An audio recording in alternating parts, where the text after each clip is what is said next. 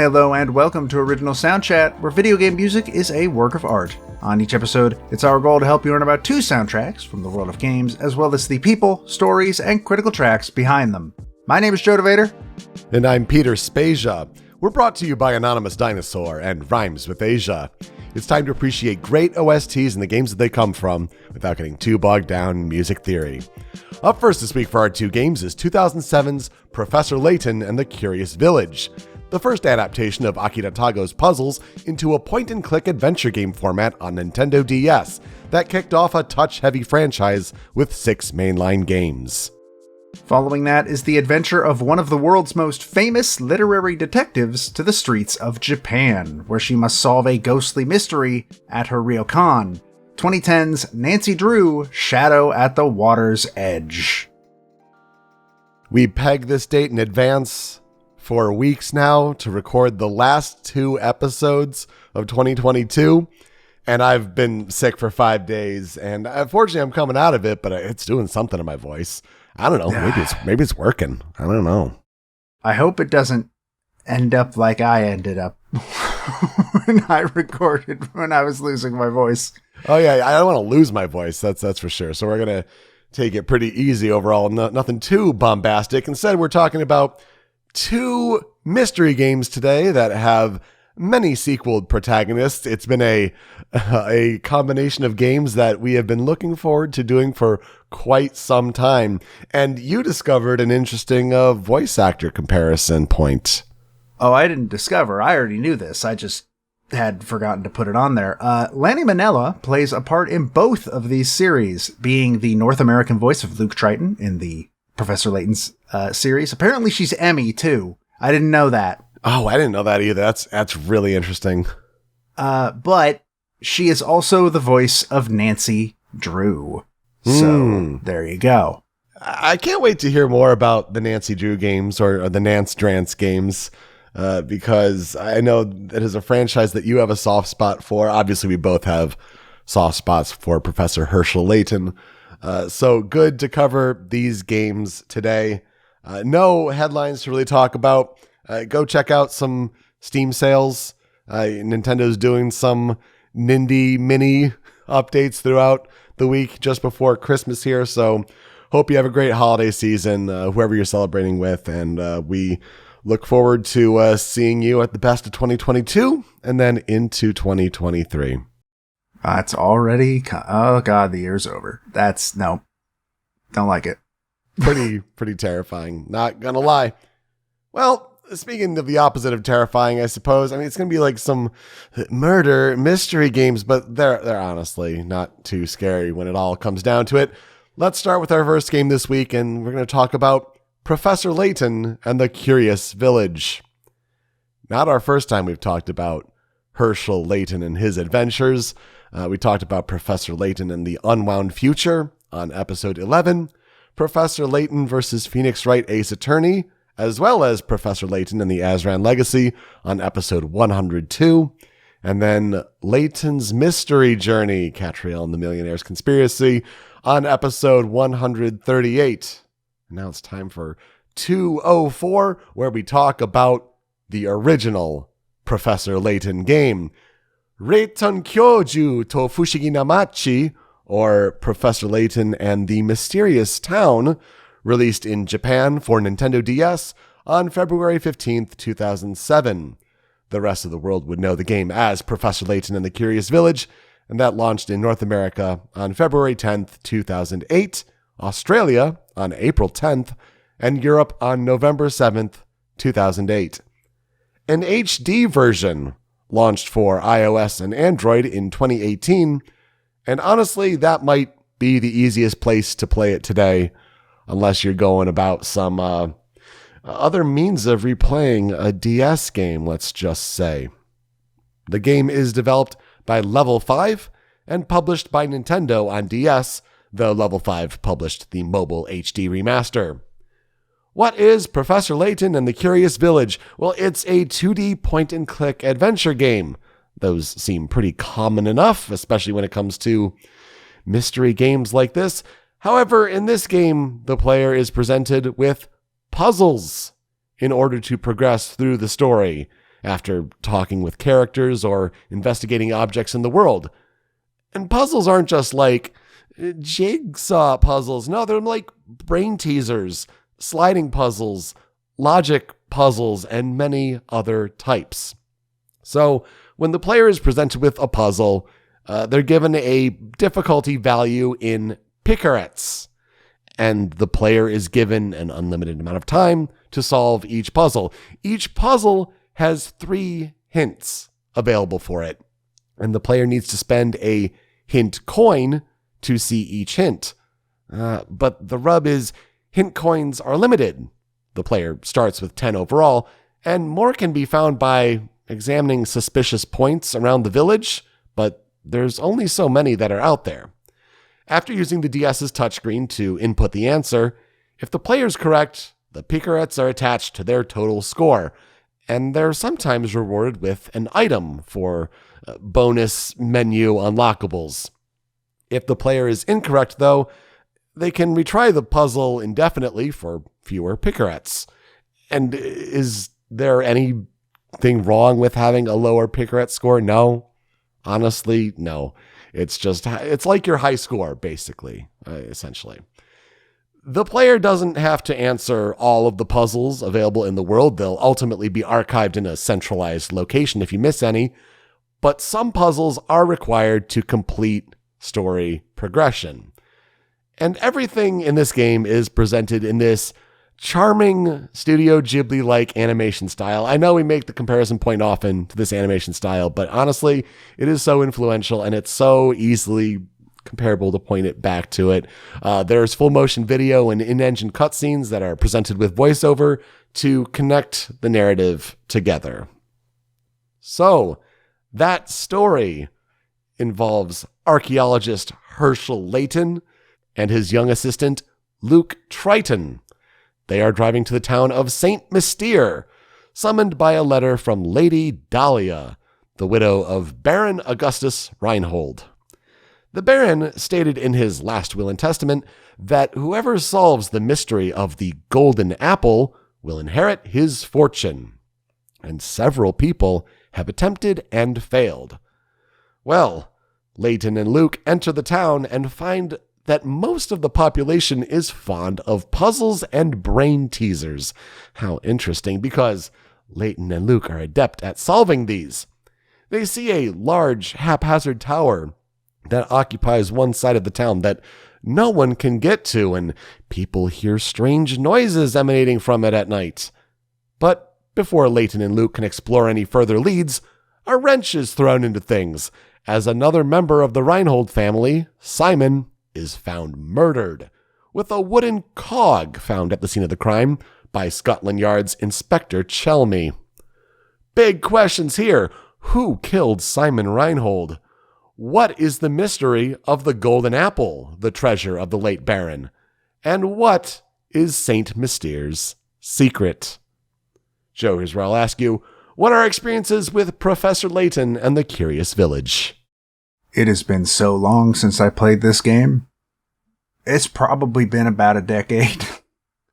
Because I remember where I was when I played it. I was working at summer camp and borrowed it from my now roommate, Ben, which is how I played most of the series, actually. I think the only games that I played my own copies of were Miracle Mask. I think that might actually be the only one. Miracle Mask is the only one. Wow, I think that sounds about right for me. Yeah, it was Miracle Mask and Azran Legacy I played in time with launch.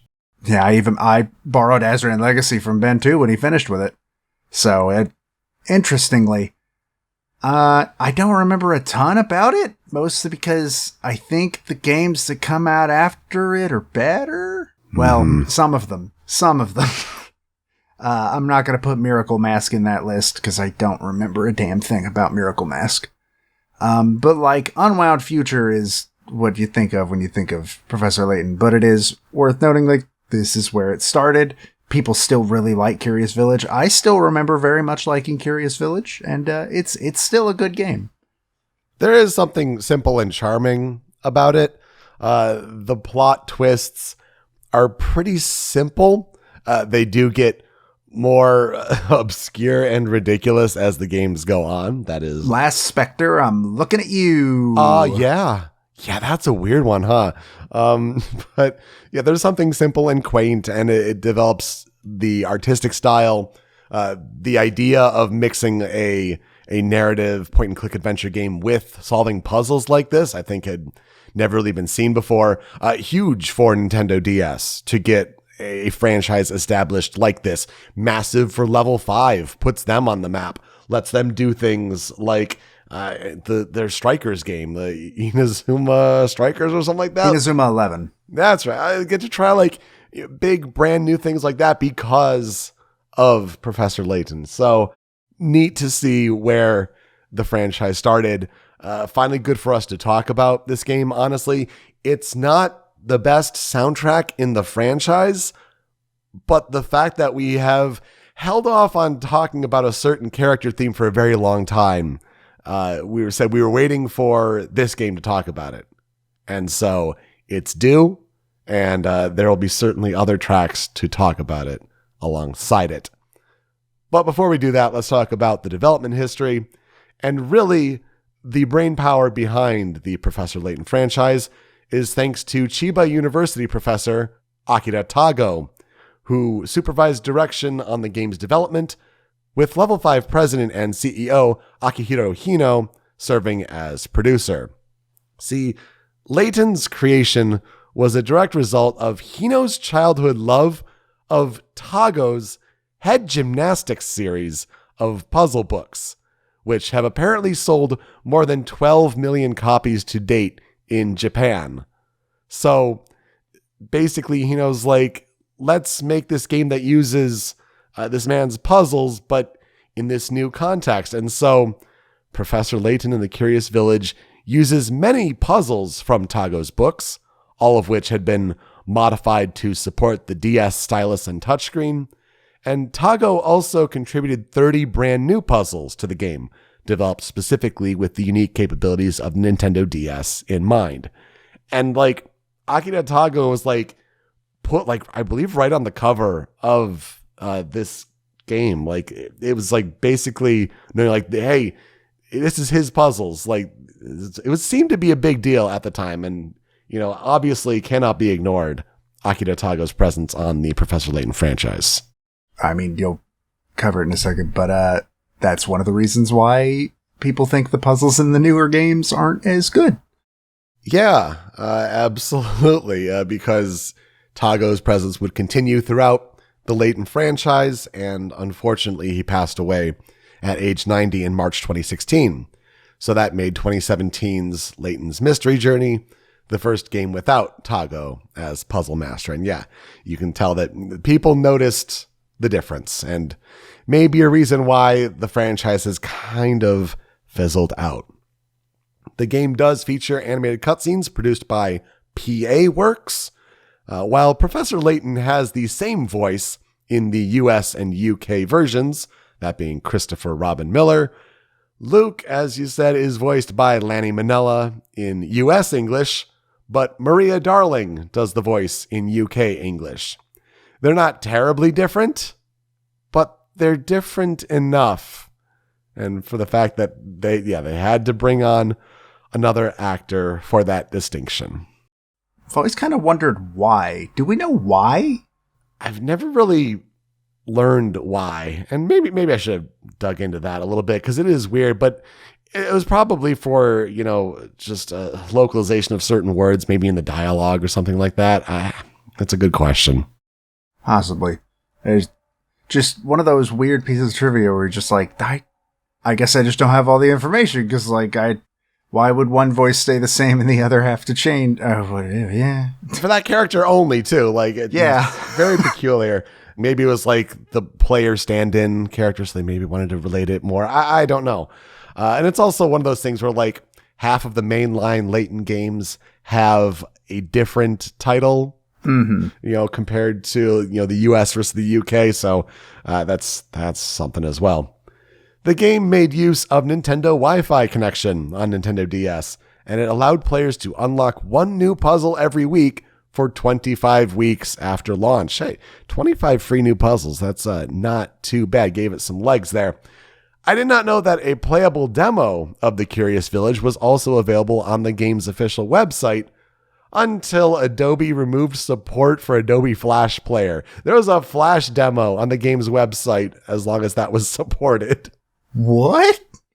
That's... okay, sure. Wild stuff. The game reviewed well, with a Metacritic average of 85. Critics praised both its approach to combining the adventure and puzzle genres, as well as for its presentation and its animated cutscenes. Criticisms included little replay value, especially after all the puzzles were discovered and solved, and yeah, I guess that's fair. And also the thought that some puzzles felt tacked on, and the music could get annoying. I suppose if you don't like certain instruments, I get that, but I find it super charming, I guess. Curious Village would go on to sell over 1 million copies in Japan alone, with 3.17 million copies sold worldwide. It won Best Handheld Game at both the Spike Video Game Awards and the BAFTAs.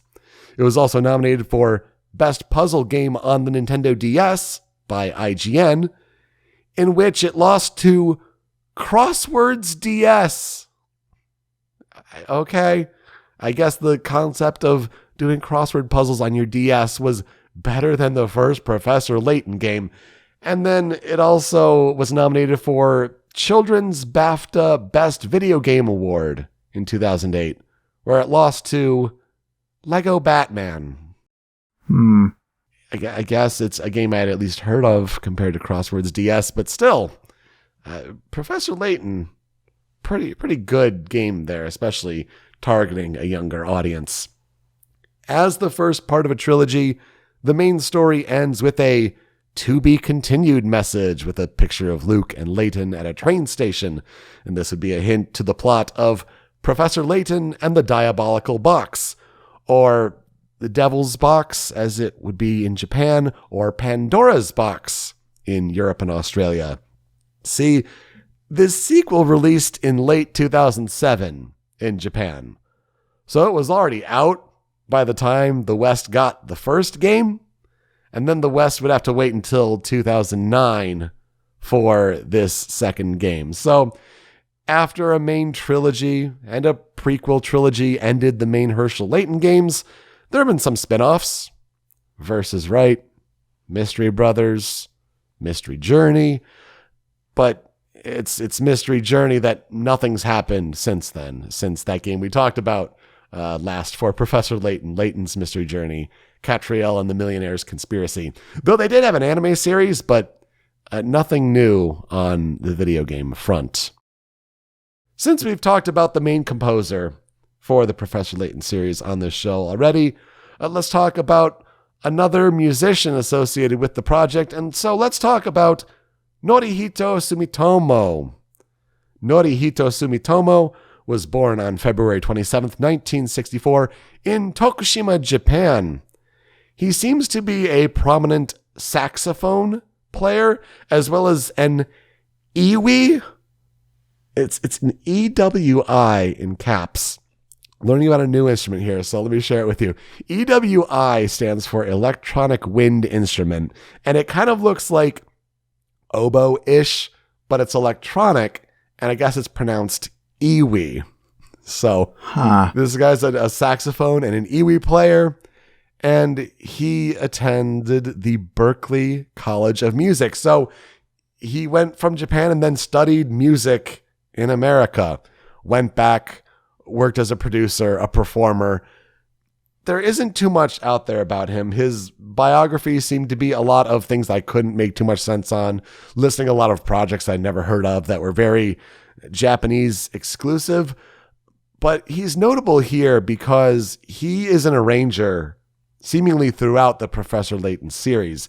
And on the soundtrack, he's credited as an arranger for the Layton Grand Caravan Orchestra.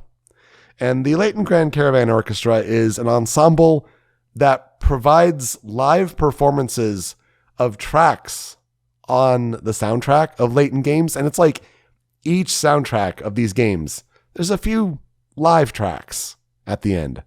And this is all performed by this Grand Caravan Orchestra, all arranged by Norihito Sumitomo. As far as his discography for games, he composed the track Be My Baby in Gran Turismo 5. He was an arranger on 2005's Front Mission 5 Scars of the War, and he has an arranger credit on seemingly all of the Professor Layton games, though he's worked in anime more recently.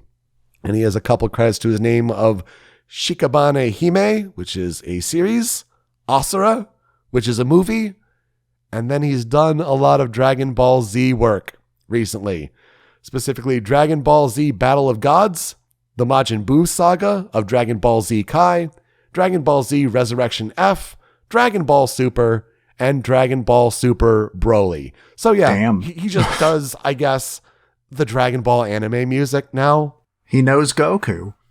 Yeah, the buddies, I guess. I actually genuinely surprised to find out that Super was scored by the same dude who did the live versions of the Layton tracks. That is actually, all right, I know that now. Neat things you learn on this show. Not too much information out there for the original composition of the Professor Layton and the Curious Village soundtrack, though it was composed by Tomohito Nishiura and noted that he composed it specifically with a French-styled influence in mind. And yet you definitely get that from some tracks. I mean, we've talked plenty about accordion in this franchise. And yeah, I can see how that would be French-inspired.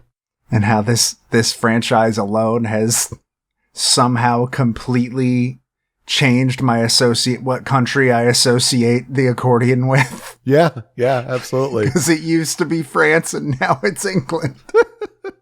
That's wild. I get that too, for sure.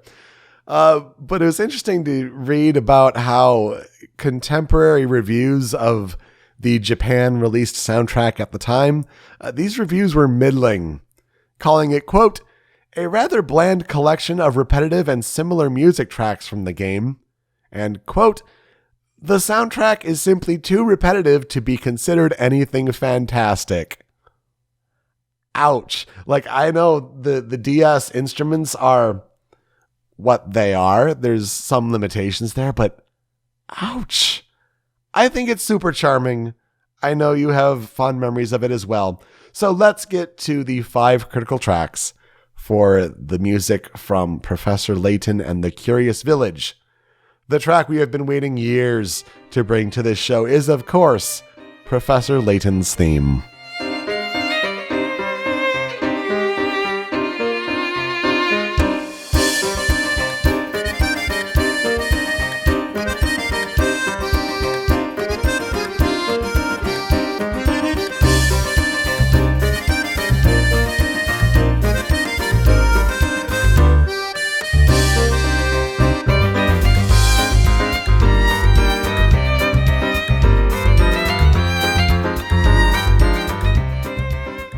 All right, say what you will about DS instruments, but man, there's something magical about this track. Like, it all sounds so good together, and like you almost forget the shortcomings of the MIDIs at play here, because this is an all-time classic character theme for a video game, I think. Something magical about that accordion, the violin, the piano in the background with the dum bum bum bum bum. When the bass comes in, I mean, my goodness, everything just comes in and works so perfectly. And there's a little nice bounce and syncopation to this one. This being, the main title screen of the game, but ends up just representing Herschel Layton and his main character theme, especially when he's doing the thing at the end of the game, as he usually does, to kind of save the day. Like, this is the theme. This is the theme for the franchise. Obviously, when it gets brought over to Layton versus Wright, what else are you going to do to represent Professor Layton? This is the song for sure. Yeah, this is, I agree, one of the like best character themes of all time, especially when you hear it performed by live instruments. Like, damn, this song translates to live instruments so well. A live violin doing that melody is perfect. It's beautiful. But yeah, I think given the restrictions of the DS's ability to make sound, specifically, remember, you would be hearing this through the tiniest speakers known to man. It works very well with what it has, and I think it sounds great for the limitations that were put on it. Just also a lot of tracks working together, right? Just a lot of layers, just building on each other and playing off so nicely. You start to hear a lot of what the game is based on as far as its main components, starting with this track here, number 2 on the Critical 5. And this one is Saint Mystere.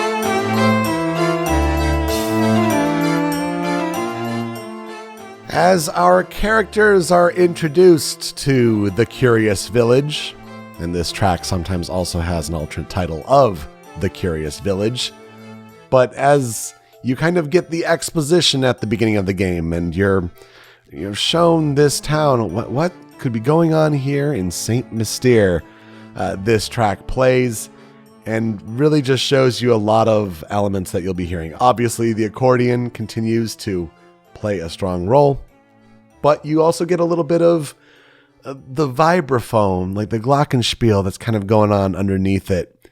You also kind of get a lower string with probably more of like emulating a viola, maybe, or like a higher, I don't think might be a higher cello, but just like, it's not the high violin. But you're just kind of getting these different elements in place. Nothing is ever like too drum heavy, but you're getting a good sense of rhythm, whether it's from the accordion or from the percussion, like a glockenspiel or vibraphone behind it. A lot of elements like this throughout the game, and it kind of gives you this almost ticking feeling behind everything, which I think is pretty neat to kind of get this little rhythm without there being so much of a rhythm in a way. It is really interesting you point out, like, yeah, the accordion is totally the percussion in this song. Like, it's what's keeping the beat in general. It's taking place of the percussion, obviously. I didn't remember this song at all whatsoever. Of course, I remember the glockenspiel part for reasons we will get to. I will never forget those.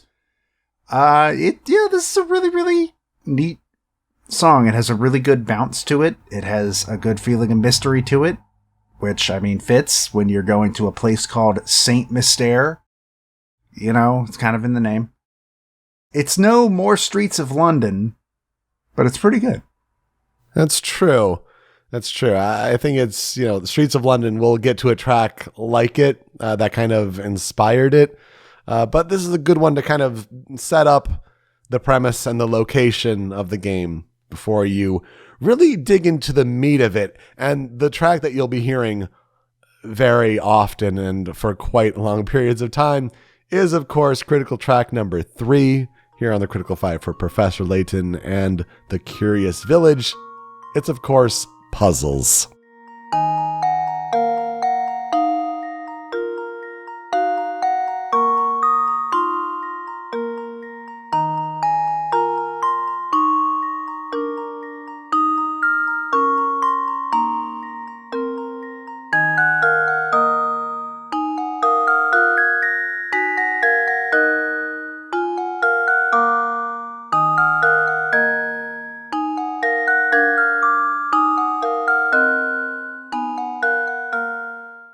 Never has a music box played such a big role in a video game, I would argue, than the Puzzles theme in the original Professor Layton.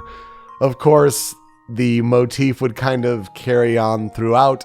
Puzzle themes throughout the franchises would kind of try to become more complex and change up different melodies, but this is the original, this is the OG, this is the simplest, and with some exceptions, some may argue it's the best the franchise has ever heard.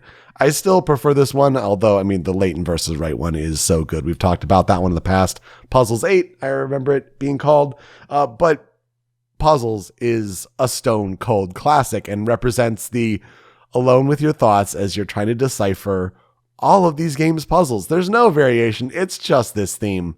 And it may drive some people crazy. Maybe it was too repetitive for some as they were struggling through the puzzles, but it's so simple and so catchy, and it works so effectively with just the 2 lines of music box. Brilliant. And I believe only Diabolical Box keeps this one as the main puzzle theme. Okay. Then past that, I think they all get their own puzzle theme. But like, this song shows up in every single Layton game in some form. They knew they had a classic on their hands because it's in every single one. It's not usually the puzzle theme in the ones that have their own puzzle theme, but it's somewhere in there in pretty much every game of the franchise. And I think that is telling. It is one of the most catchy songs in the world, and also strikes a sense of fear in me that nothing else can possibly live up to. That's absolutely fair. Something that is pretty unique to this first trilogy of Layton games, though, is number 4 here on the Critical 5. This track is The Great Don Paolo.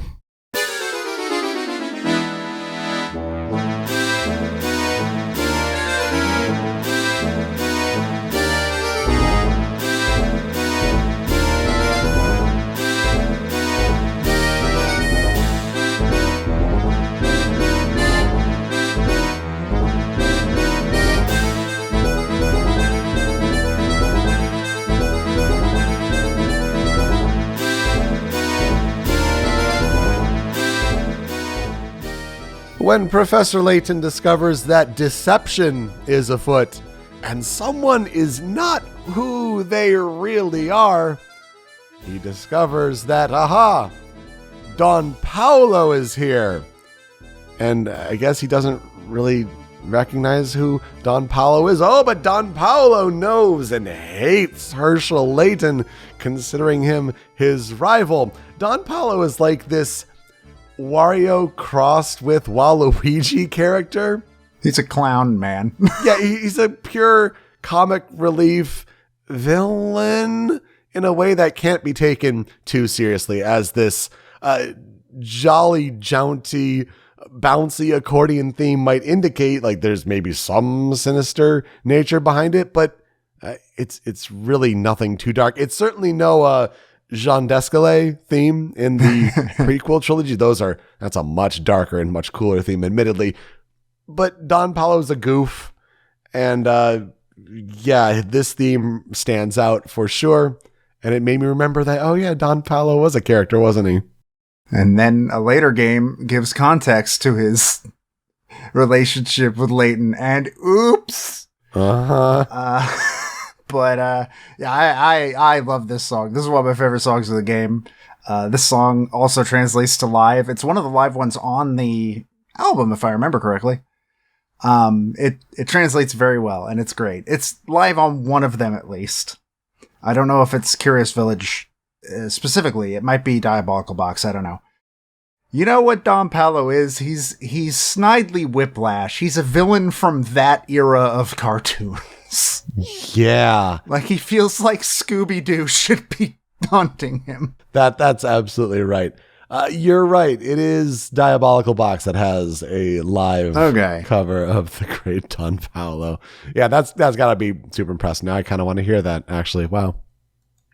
We'll wrap things up, though, with a theme that makes sense to be here, but it also isn't like other themes like it in the Layton franchise. It'll make sense. Number 5 here on the Critical 5 to wrap things up for Curious Village, End Theme.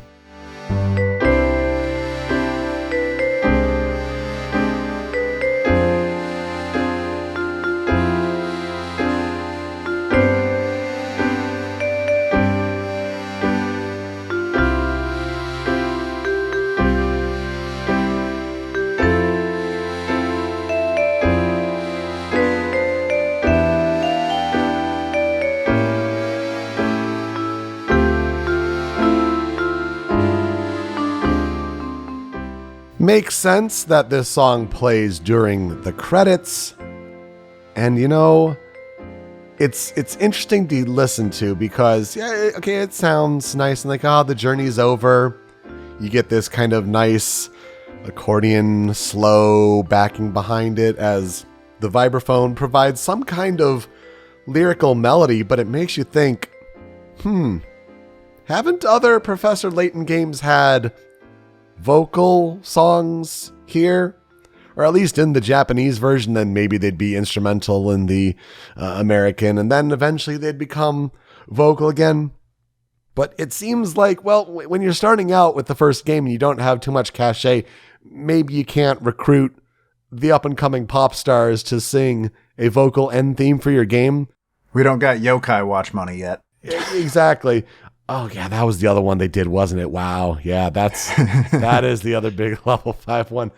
So, honestly, I think it's here more, not necessarily for its musical wonder and how good it sounds. It's more interesting to compare that, like, yes, this is how a Layton end theme started for the franchise. Yeah, and I think for that reason, based on what came after, it's very unmemorable. Yes. I don't remember this track even remotely. And unfortunately, I guarantee you that 20 minutes from now, I still will not. Yeah, that's pretty fair. So maybe it could have been Cutting Room Floor, but I thought it was like, it's important to kind of just round things out, but also it's a point of reference for the other ending themes we've talked about throughout the years on this show. It's not a very long soundtrack, Professor Layton and the Curious Village, and it's not a track with many different tracks, as you may have referenced from the different reviews and all that. So I have 2 tracks on the Cutting Room Floor, and the first of these is one that should have been covered, obviously. It is About Town.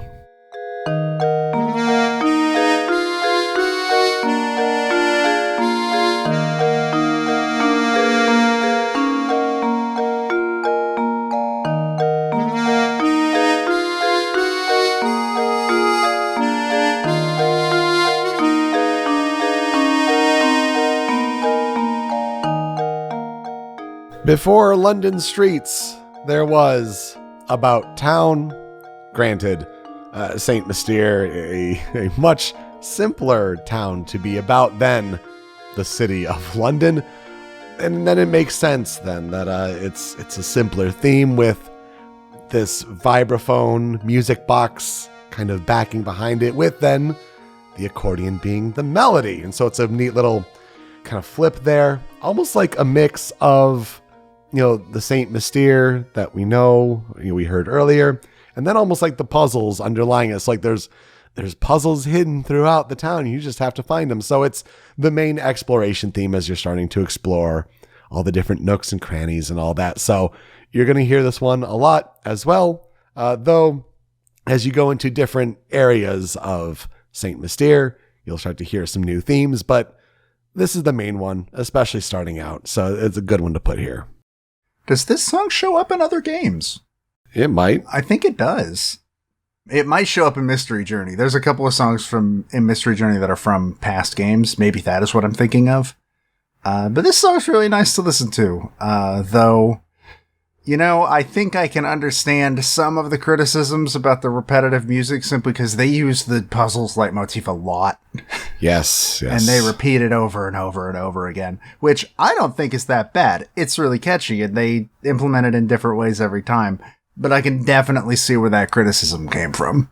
And there's only so much storage that you have on Nintendo DS, so I guess that is fair. The other one here on the Cutting Room Floor, I don't know necessarily where it plays. Maybe a night exploration theme, come to think of it, but I really like it. This is called The Veil of Night.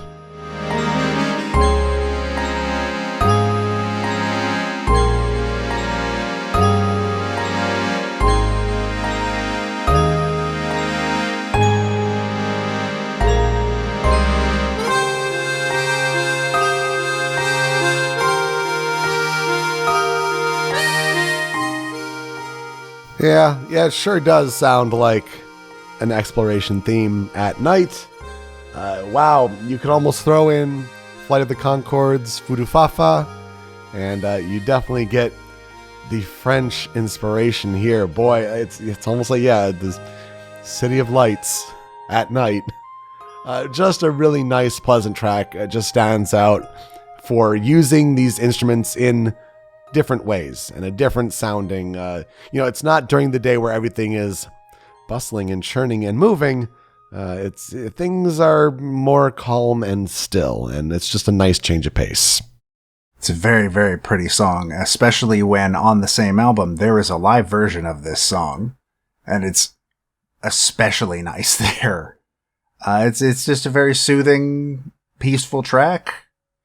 I don't know what else to say except that it translates, much like most of the soundtrack, translates to live instruments very, very well, and is just nice to listen to overall. Absolutely. So what will I never forget about Professor Layton and the Curious Village? If it helps, I still remembered the plot twists. And same. That's, I think, more than you can say about some of the Layton games, because they do get very ridiculous. Although, some of them get so absurd that you also can't forget those. But it's a nice one that establishes another character for the Layton games going forward that would be important. And so that's also a nice touch. It establishes Don Paolo as a rival, puts those two together in a kind of weird situation in a later game. That's neither here nor there. It's just a nice start to a franchise that we've both played thoroughly and I think means a lot to us. And certain tracks like the Layton character theme, Professor Layton's theme will stand the test of time. I think puzzles will stand the test of time. And there's just something special about this starting point for a franchise that put level 5 on the map. I assume the character you're talking about is the girl who's not allowed to do anything in the next two games. You're right. Yeah. She shows up, but she's not allowed to do anything ever. She's like Kyrie times 10. Why does then Don Paolo... It's really funny. And by funny, I mean I like that character, and I wish she was allowed to do things. Yeah, I think I more remember like what came after this, and I think this is a good establishing game. Without this, there would be no Professor Layton in the Unwound Future. There would be no versus Phoenix Wright, which are two of my favorite games ever, just in general. And this is where it started. This is the groundwork. Put some respect on Flora's name. She's just never allowed to do anything. It is pretty rude. I'll give you that. To transition to our next game, I'd like to highlight a fan cover, a fan remake, whether it's on YouTube, OC Remix, wherever. It's been a long time since we've talked about a track from one Smooth McGroove. But if there's any track to bring it back for, it is, of course, his a cappella cover of Professor Layton's theme, a stone cold classic from Mr. McGroove there. So please enjoy that. And wow, this track just brings me back. Please enjoy. We'll be right back.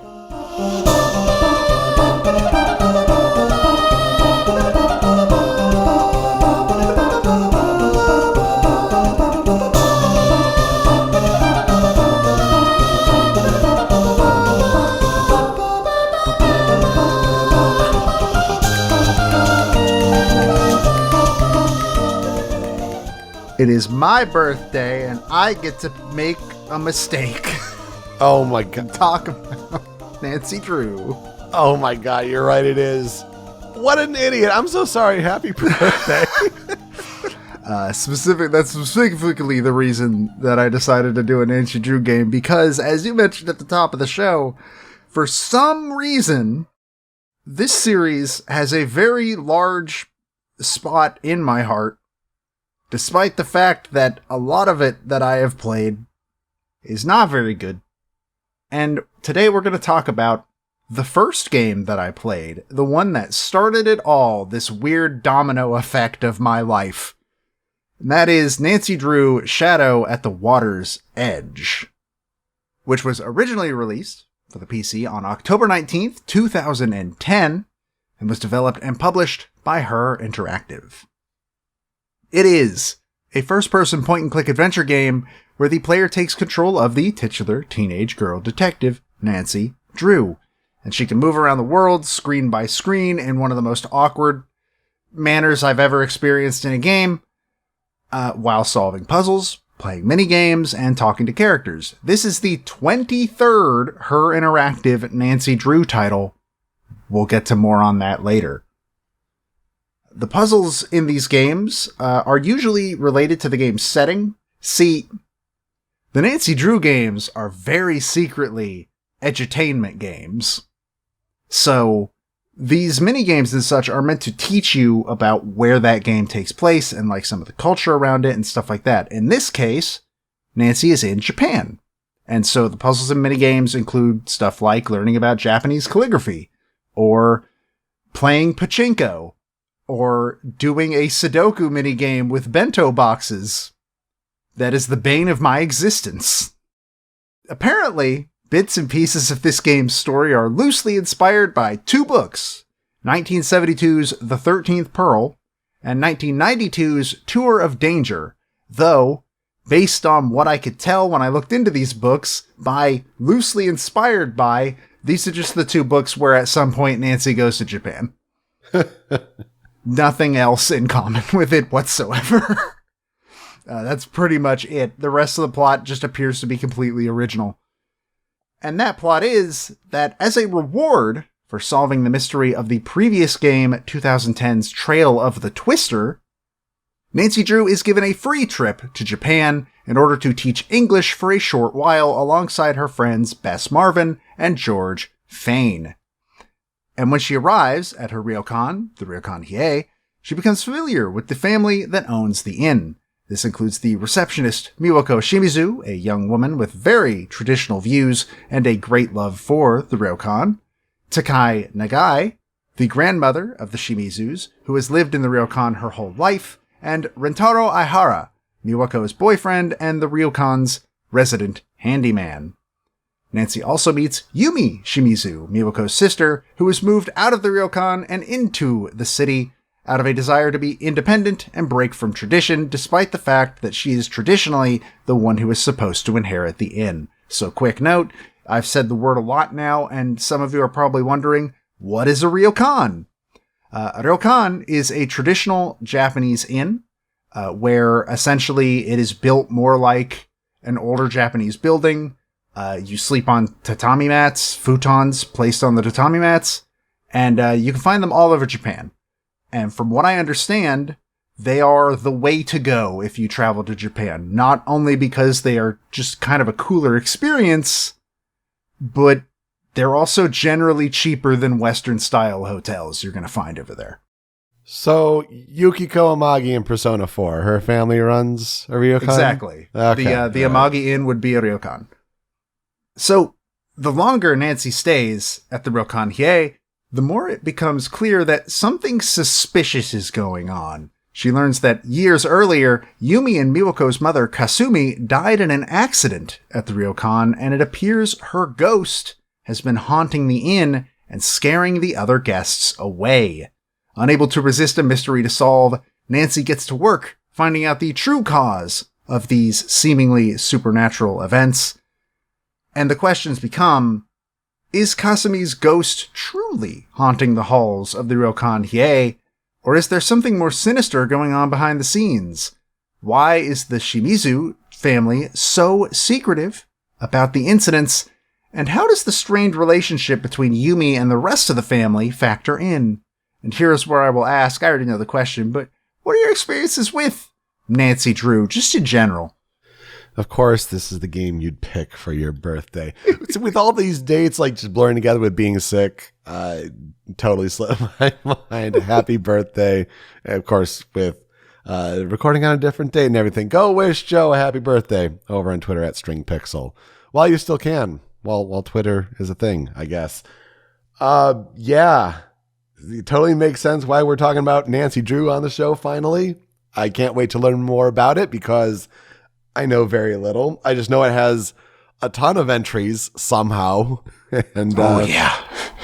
It was eye-opening to hear, or ear-opening, I guess, to hear the soundtrack for this one. And yeah, it should be good to learn about some Nance Drance.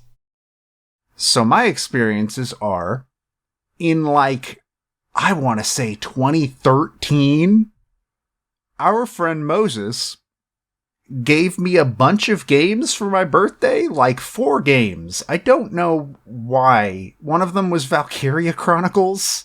I don't remember what the other 2 were, but one of them, Skullgirls was one of them, but another one of them was Nancy Drew Shadow at the Water's Edge. And I don't know why, and Moses doesn't know why. It just is a thing that happened. So when we were doing SMYN and we decided to do Let's Plays, I thought, haha, wouldn't it be funny if I did a Let's Play of this Nancy Drew game? And then I did. Don't look for it. It's bad. It's really bad. I actually tried to rewatch it myself in preparation for this episode. It's really bad. But that kind of set in motion this weird domino effect where I decided eventually I'm going to stream every single Nancy Drew game. And I have streamed a good amount of them, actually. In fact, on day of release, December 20th, 2022, when this episode comes out, I'm dragging Matt through one on stream right now. Yay! Being the Legend of the Crystal Skull. So that's going to be fun. But I have started to, unironically really love this series. And it's really interesting history as well, that I learned a lot about doing research for this episode. Because I knew a lot of stuff there are a bunch of them. And this one company's been making them for years. And just a bunch of other stuff. But I didn't know the exact history of it. So, Her Interactive began releasing Nancy Drew titles in 1998 with the game Secrets Can Kill. And from there, they released on average 2 games a year from 1998 to 2015. Sometimes 3. These have largely been PC exclusive titles with the exceptions of 2000's Message in a Haunted Mansion, which for some reason was ported to the Game Boy Advance in 2001. Fun fact, I own it. I own the physical cartridge of that GBA game. Wow. I've never played it. The story of how I own it is, once again, the fault of our friend Moses. So we do a meetup every year where we rent it. Well, we try to. We've only done 3 and the last one ended badly. We rent a house and we spend the week there and all that. And on the last day of our second one, when we were in New Jersey, as we were leaving the rental house, the neighbors were having a garage sale. And they were looking around and they found it. They found a GBA cartridge for Nancy Drew Message in a Haunted Mansion. And they bought it.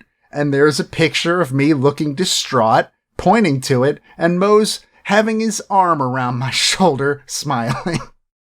So yeah, I have that. I actually own 2 physical copies of a Nancy Drew game. The other one being, I don't remember what it's called. Stay Tuned for Danger, which is the second one that Ben just found at a library one day and was like, I'm going to buy that. And so that's also on my shelf. I thought you were going to say you had 2 copies of that one game. God, I wish. I need to be like Ben and his Pokemon Christmas Bash collection. Yes. Other games that were ported outside of the PC would be 2004's Curse of Blackmore Manor, which got a DVD release in 2007. 2007's The White Wolf of Icicle Creek, which was ported to the Nintendo Wii in 2008. This is the only game in the series that has ever been put on a console. Ever. And I think that's probably why it's the one I think Game Grumps have played. Sure was. And 2013's The Ghosts of Thornton Hall, which was ported to iPad, Android, and Kindle Fire in 2014, which you'd think that all of them after that would come out on tablets, but that is not the case. Back then, this was kind of a big deal. Like, the Nancy Drew series was apparently a really, really big deal because when Secrets Can Kill came out, for the most part, games aimed at young women kind of non-existent. The article I read, there's a very, very good article on Kotaku about the history of Her Interactive. Kind of talked about how the only real player in that space at that time was Barbie. And all the Barbie games were exactly what you'd expect. The fashion, boys, makeup, and like, that's all they got. So when Nancy Drew came out, it was this change of like, oh, now I'm not like putting on makeup and worrying about my fashion. I'm solving a mystery. Like, I'm having an adventure with someone like me. And Nancy Drew, being a very old literary character, kind of was perfect for that, honestly. And so I found that to be very interesting. In total, there are currently 33 mainline Nancy Drew games. Wow. As well as 2 spin-off hidden object games and a spin-off iOS game. And Nancy herself is voiced by Lanny Minella, who voiced Nancy Drew in every Her Interactive title for 17 straight years. From 1998 to 2015, but she was actually let go from the role after 2015's Sea of Darkness, because Her Interactive has seen better days lately, and we'll get into the details here in a bit, but they wanted to find a quote-unquote younger sounding voice. Fans did not appreciate this change. Nancy is voiced by a different voice actress in the latest Nancy Drew release. So leading up to Shadow at the Water's Edge release, this is pretty much the only thing I could find specific to this game. Her Interactive actually created a small in-universe blog run by Yumi, which fits her perfectly and is a lot of fun. The game, when it came out, was overall received fine, though it was closer to the mixed side of the equation. The suspenseful plot and creepy atmosphere of the Ryokan Hiei received a very good deal of praise. People really liked the story of this game, but the criticisms were aimed at the game's unskippable and sometimes frustrating puzzles, which is the Nancy Drew series' middle name, as well as the extremely outdated engine the game was built on. Despite criticisms about the engine, which they had been building games like, we talk about Bethesda and how they basically, like, everything's built on the Oblivion engine still, or something like that. Like, they've been building games on the same engine for years, even when it stopped being a good thing. Her Interactive is if Bethesda made Morrowind and then made every single game from there on the Morrowind engine. They just didn't change their engine for years. Despite every single game coming with that criticism. Until, in 2015, they scrapped all work on the current game, Nancy Drew Midnight in Salem, and rebuilt the entire game in Unity, which led to a break in their yearly release momentum, as it caused a 4-year gap without releases until Midnight in Salem finally came out in December of 2019. And this is also around the time that Her Interactive started really losing some ground with fans, not only because they recast Nancy Drew, taking the role away from Lanny Minella, which, look, I get it. She does sound a little older than you'd think Nancy would sound. But Lanny Minella is Nancy Drew. Like, she's been voicing Nancy Drew for almost 2 decades. She is that character. That's what that character sounds like. David Hayter is Solid Snake. Lanny Minella is Nancy Drew. You can't just drop her and expect people to be like, oh yeah, no, this is fine. The other reason, though, for Midnight in Salem's long delay was the fact that the company laid off over half of its staff in 2015. Yikes. Shortly before the release of Sea of Darkness. And from there, then they just sort of stopped talking about Midnight in Salem for 3 years. There are allegations that they would ban people from the forums if they asked about the game. Like, to a point where fans started to just assume, like, the game's canceled. They just won't tell us the game is canceled, though. And they kept saying, no, it's definitely not. The article I was talking about on Kotaku was written by Elizabeth Ballou, and it goes into extreme detail specifically about this era of Her Interactive.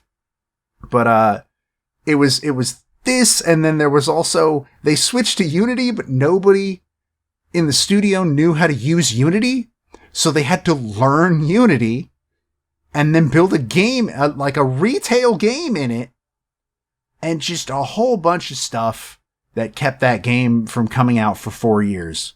Wow. And there is currently no word on the next project in the series. We don't even know if there is one. So, as I said, Her Interactive has seen some better days nowadays. The things you learn on this show, wild. So, in terms of the composer for Shadow at the Water's Edge, as far as I can tell, the music was done by a man named Kevin Manthei. He was born in 1970 in Maplewood, Minnesota. He played piano when he was young, and then he picked up the trumpet in high school, graduated with a Bachelor of Music in Theory and Composition from the University of Minnesota, and also studied under Jerry Goldsmith at the University of Southern California. His site says, quote, he is a multi-instrumentalist fanatical about creating his own sounds and samples who loves collecting rare and interesting world instruments. And you can find his website at kevinmantheimusic.com. That's all I could find on the man. Which is surprising because he's done quite a bit. In terms of his discography, he's credited for work on 26 of those Nancy Drew games.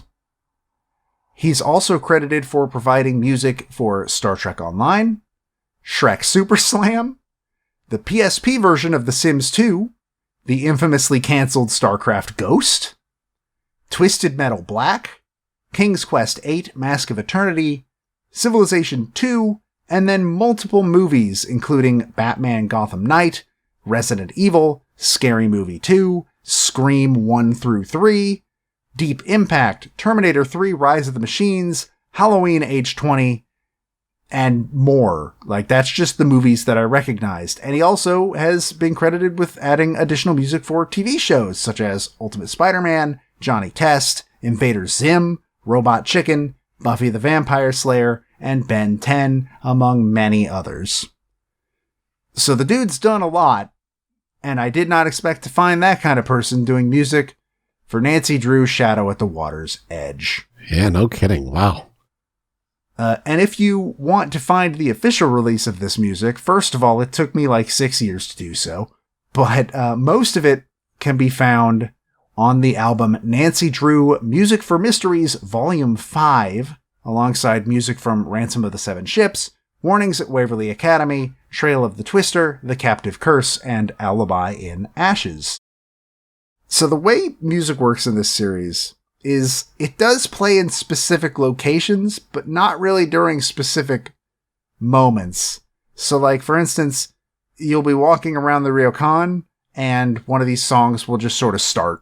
And then when it ends, it's done. And you're in silence again for a little bit. And then the next song will start. And it's not really connected to specific moments most of the time. Just comes in whenever. Which honestly is kind of fine for a game where you're going to be spending a lot of time wandering around, trying to figure out what the game wants you to do next. Because sometimes it's not easy to figure that out. And let's get into how the music in this game sounds. Because honestly, it's surprisingly good. It's not the best, but it's surprisingly good. And we're going to start with critical track number 1. This is Ghost.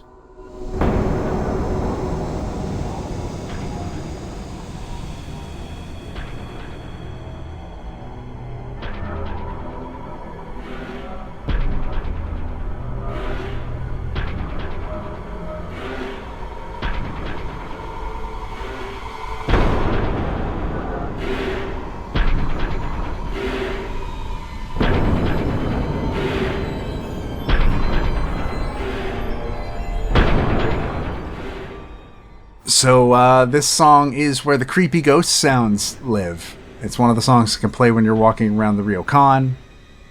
It's not quite Silent Hill, but like it does manage to be relatively creepy.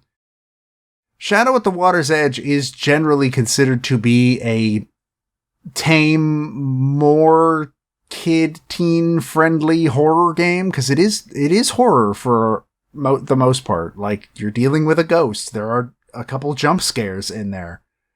And I think this song is a very interesting addition to the soundtrack. Like, Kevin Manthei had to have listened to Akira Yamaoka at some point, because you can hear a lot of that in this song. Oh, yeah. And it's interesting. Yeah, I think for what it is and what it's trying to accomplish, it does a good job at that. I think you're right. He's got to have listened to at least some survival horror video game music influence, whether it's Yamaoka or anything else. But yeah, this does its job at kind of setting you on edge with the low tension, the percussion hits, the distortion in the voice. I felt some hairs rise on the back of my neck there, so good job there.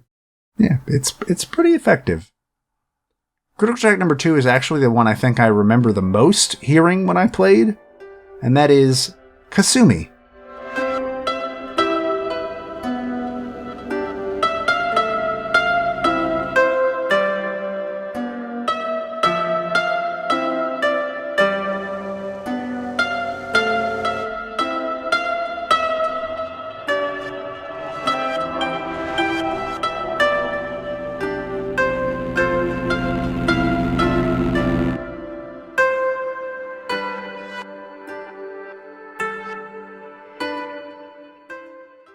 There's another song that can play when you are wandering around the ryokan, and it feels like it should play during a specific moment, but I don't think it does. But I really like that it starts out very peaceful and nice and pretty, and then just as the song goes on, it just starts to get distorted and wrong. And obviously I think that's supposed to represent, like, Kasumi was this loving mother, and now, allegedly, she is this very angry, scary ghost. And I think this is a very interesting way of bringing that across. I think this song does a great job at sort of portraying the character that doesn't actually technically show up in this game. It's neat. We've highlighted the shamisen before on this show, and yeah, you want to get a Japanese feel, boy, that's the stringed instrument to go get. Absolutely, channeling that, and it's nice and pleasant, but you definitely hear in the clip the distortions start to happen, and it is super cool. I did not remember who Kasumi was, but then when I started to hear that, I was like, oh, this is probably the ghost. Okay, all right, okay, I'm out of here, Kevin. Yep. This game's soundtrack does a surprisingly good job at setting up a very creepy atmosphere for an edutainment game. Like, genuinely. But let's go to the complete opposite of a creepy atmosphere, shall we? With critical track number 3. This is Pop.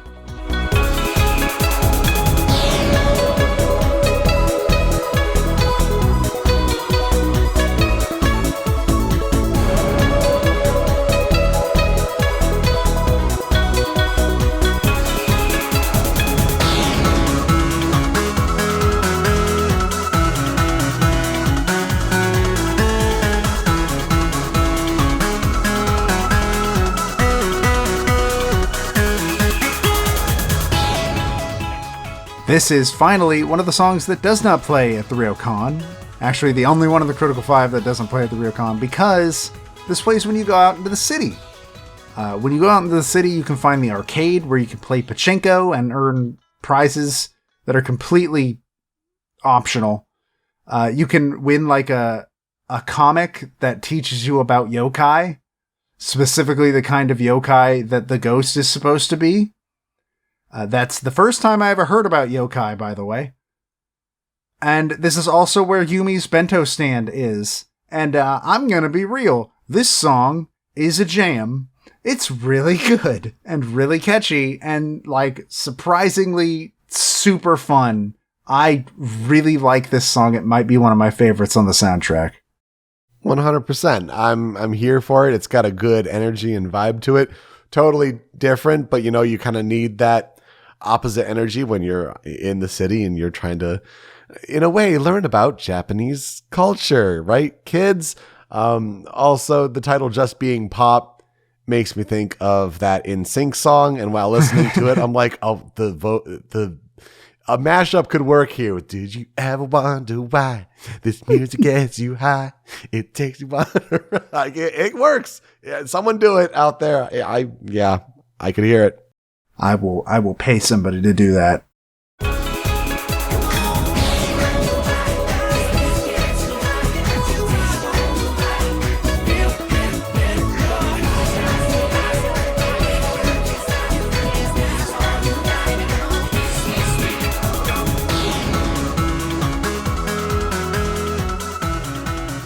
Like $5, but I will pay somebody to do that. Critical track number 4, let's get back to that creepy inn. This is Ryokan.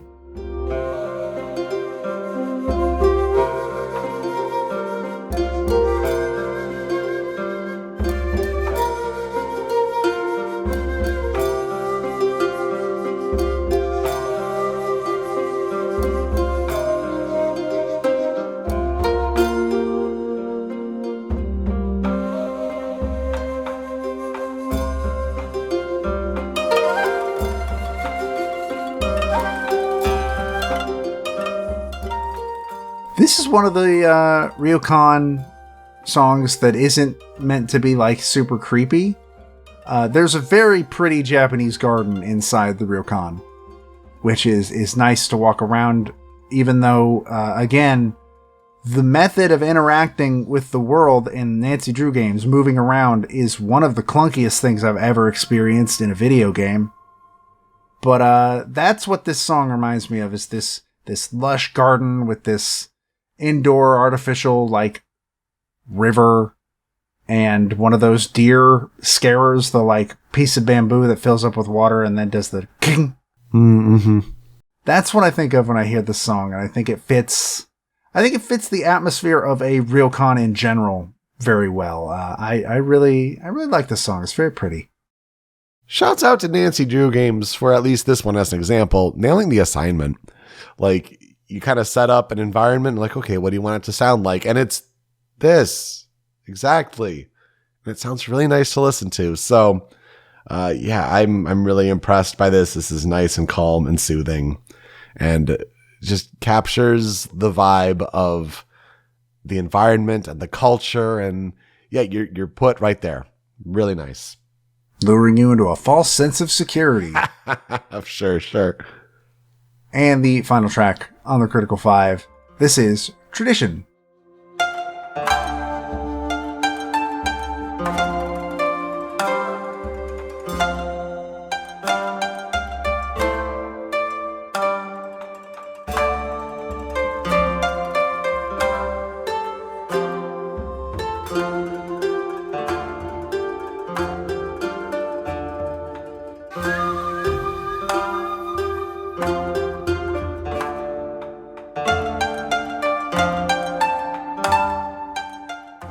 Alongside pop, I think this is, again, one of my favorites on this soundtrack. I think this song makes the best use of Japanese instruments, and of course it plays when you're walking around the Ryokan. Where else would it play? I mostly associate this with the grandma, who is extremely traditional, and she's the one that teaches Japanese calligraphy to Nancy. I don't know. It's, again, just a really, really nice piece that, again, doesn't really go the creepy route, and that's fine. I think it works very well just on its own, even outside of the context of being at this Ryokan. I like it a lot. Maybe even get some kotos in here. Just more nice plucked Japanese stringed instruments here. traditional is right for sure. And yeah, wow, I'm really surprised. It's nice to hear these songs before I learn about the context, but now when you set it up like this, just even more impressed. Kudos, Kevin Manthei. I had forgotten how much I kind of like the music in this game. I'm not going to lie. I haven't heard any of this music in like 6 years. And I'm pleasantly surprised. I like it. For tracks on the cutting room floor, we got 2 of them. First one is another song that plays out in the city. This is Modern.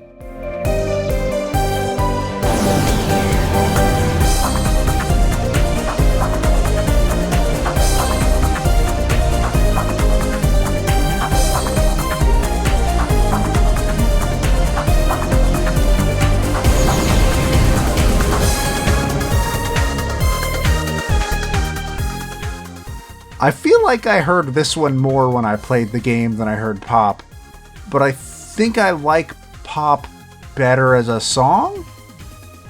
Granted, this song is still a jam, though I think the thing that holds it back is some of the synth is a little bit grating, it's a little bit too high-pitched.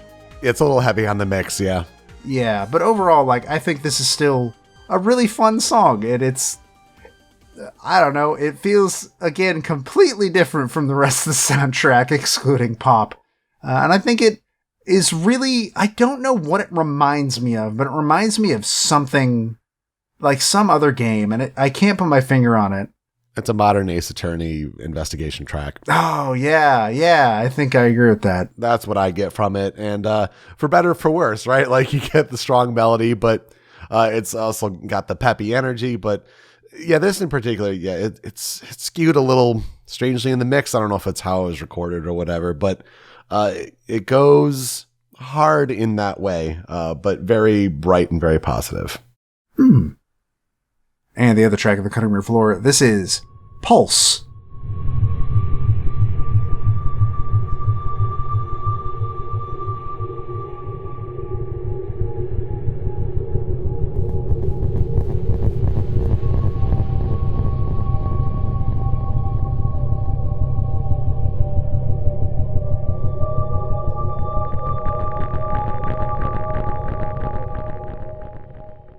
This song is straight out of Resident Evil. Like, I feel like I should be shooting zombies to this song, which is really weird. But again, it's another one of those songs that really kind of understands the fact that this is kind of supposed to be a lighter horror game. And I really like it. It's really creepy, has some really good atmosphere, and surprisingly effective ability to sort of creep you out. Yeah, you got that, darker synth coming in to represent an increasing heartbeat. Yeah, that's pretty effective. All right, but it's good to remind that this is trying to be spooky with the mystery at the end of the day, and sounds like a mission accomplished on the music front. Very nice. So what will I never forget about the game, or in general, what will I never forget about Nancy Drew? Because let's be real, I'm probably not talking about another one on the show anytime soon. Well, I'm glad you got to bring one. Like, I think it's appropriate and fitting, and of course for your birthday. So happy birthday! But yeah, we got one. There you go. These games have a special place in my heart, even though they all go one of 3 ways. Either they are really bad, and it's funny that they're bad. See Trail of the Twister, in which there are still like 4 people in our friend's server who, if you say the word paw pennies, will die laughing because of that game. That stream, unfortunately, I think is lost to time, which sucks because it was really fun. Or they're really boring and not worth your time. That would be Nancy Drew's Secret of the Scarlet Hand. It's bad. It's really, like, dreadfully boring, and it almost put me to sleep when I streamed it. Or they're genuinely actually really good. My favorite game of the series is Nancy Drew The Final Scene, which I believe is the 3rd game in the series.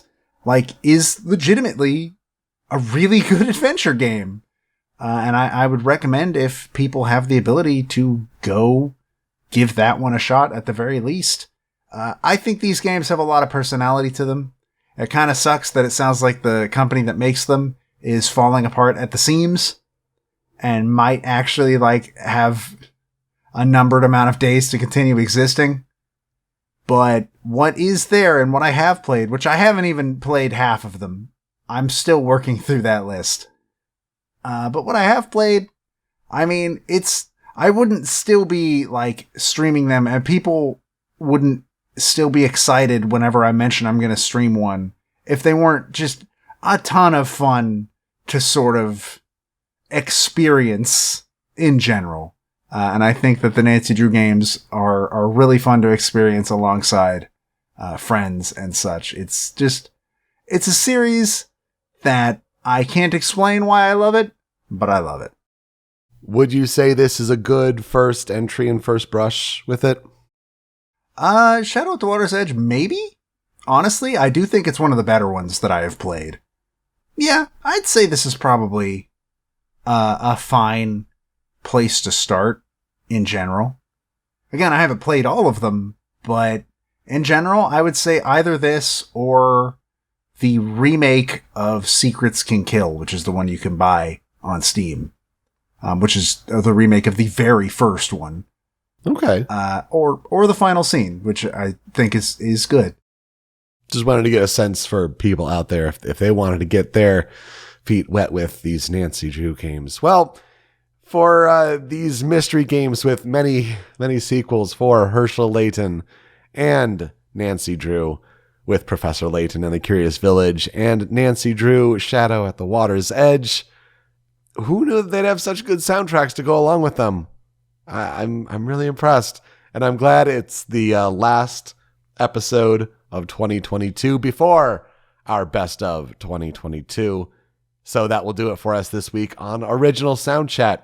You can find me on Twitter at Pete Speakeasy. Joe is over at String Pixel. The video version of the show is on the Rhymes with Asia YouTube channel, but it's that MP3 podcast version that you want, and that's hosted by Anonymous Dinosaur at anondino.squarespace.com. That's where Joe's other podcast, Smash Your Pieces, is hosted. And you can find Smash Your Pieces and Original Soundchat wherever you get your podcasts. Catchers all around the globe, from Apple Podcasts to Google Podcasts, even on Spotify, where we have a podcast feed full of our episodes from the past, but we also have a playlist. And if we talk about a video game track on this show and it's on Spotify, it gets added to that big playlist. Joe, what's being added this week? Layton, as I said a couple weeks ago, Curious Village and Unwound Future just got added to Spotify at some point when I wasn't looking, so that'll be making its way onto the playlist. Obviously, Nancy Drew is not on Spotify. It took me so long to even find these songs in general. And as far as I can tell, the easiest place to hear them nowadays is Her Interactive put them up on their own YouTube channel. So it's not on Spotify, so you won't be hearing Pop on the playlist anytime soon. Yeah, it's just doing you dirty of that one. When you're done listening, you can find the show on social media at Soundchat OST. Leave some feedback for us. How are we doing with these episodes? Shouts out to Masahiko Yoshimura. Yeah. The Shining Force composer over at Brain Brown got back to us and really appreciated our episode. That was really cool to hear. He commented on the YouTube version, and then he also DM'd us on Twitter. So yeah, if you want to go check out that YouTube comment, see what he had to say. We've got it pinned to the video version. So yeah, if you'd like to give us some feedback like that, we'd appreciate that. Also, you can give us some recommendations for games to cover in the future. We'd really appreciate that as well. Joe, what are we talking about next week? We know what it is. Yeah, next week's Best of 2022, baby. It's the last episode of the year. I can't believe we did it. We pulled together a list. We're going to go right into talking about it when you want some behind-the-scenes baseball on that one. But, yeah, should be a good episode. We've got a lot of great video game music in 2022. Very much looking forward to people hearing it. All right, Joe, let's play us out. Of course, there were no fan remixes or covers of Nancy Drew music. I feel bad laughing about that, but of course, I was not going to find anything. So as usual, when that's the case, I'm just going to put another song from the soundtrack on there. And I have a bit of a weak spot for taiko pieces because, look, taiko drums are just cool. They make really cool music, and I dig them a lot. And so it's fitting that the song I'm going to play us out with is called Drums. Yeah, that sounds very, very appropriate. Thanks so much for listening this week on Original Soundchat, and please enjoy the holiday season with your loved ones. We'll see you next time. Take care.